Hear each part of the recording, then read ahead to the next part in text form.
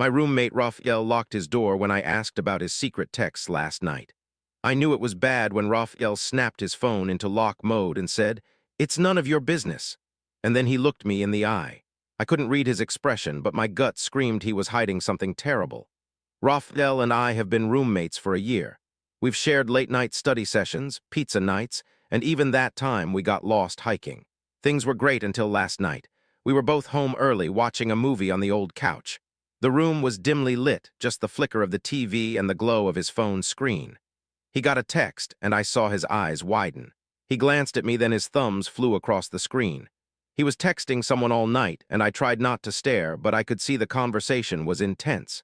His brow furrowed, and he bit his lip a few times. I finally mentioned something about dinner, hoping to break the silence. He looked at me, then locked his phone and said it was none of my business. He stood up abruptly, his chair scraping loudly against the floor, and walked to his room without another word. I heard his door click shut behind him. I brushed it off at first, but as the night went on, I couldn't shake the feeling that something was seriously wrong. Who was he texting? Why was he so secretive? The next morning, I woke up to find Rafael's bedroom door closed. I knocked softly, but there was no response.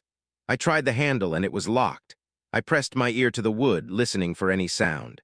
I heard a soft shuffle like someone moving around inside. I knocked again, more insistently this time. "Rafael, are you okay?" I called out, still no response. I rushed to the kitchen to get the spare key. As I walked back to the bedroom, I could hear my heart pounding in my chest. I took a deep breath and put the key in the lock. I turned it slowly, the mechanism clicking softly. I pushed the door open, revealing the dimly lit room. My eyes adjusted to the darkness, and I saw Rafael sitting on his bed, his back to me. He didn't turn around, but I could see his shoulders rising and falling with deep breaths. I took a step forward, my heart still racing. "Rafael," I whispered. He didn't respond, but I could see his body tense. I took another step, my hand reaching out to touch his shoulder. Suddenly he turned around, his eyes wide with a mix of fear and anger. "What are you doing?" he growled, his voice low and threatening. I froze, my hand still outstretched. I was worried about you," I stammered, taken aback by his reaction.